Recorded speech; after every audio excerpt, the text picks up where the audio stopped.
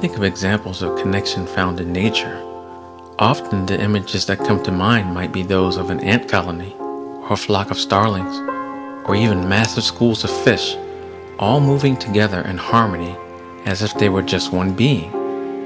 It even seems like there is an unspoken language that exists between these different species that keep the whole organism thriving, working, and cohabitating together.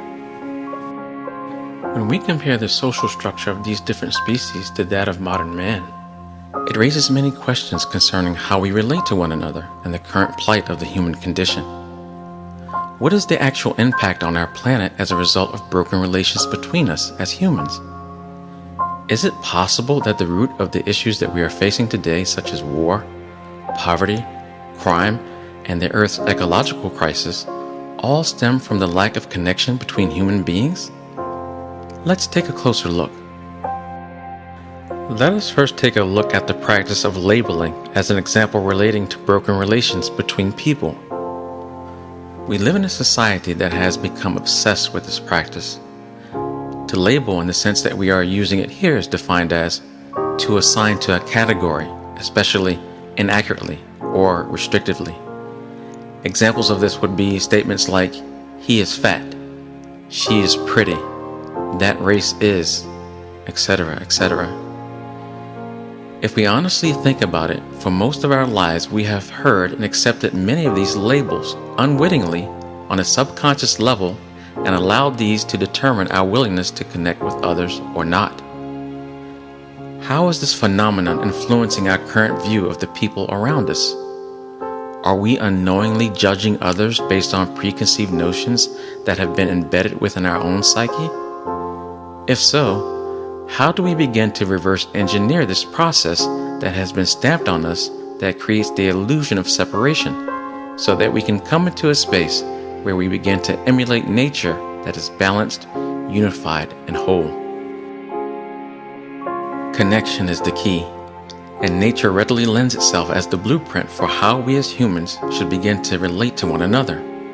Everything in nature has a role to play. Even though they are all different roles that are being expressed through nature, they are all connected, balanced, and unified to complete one overall picture that sustains the fabric of life on the planet. As we begin to move in this same direction in our connections with others, we no longer relate to each other from limiting viewpoints, which causes separation, such as societal labeling that we use as an example.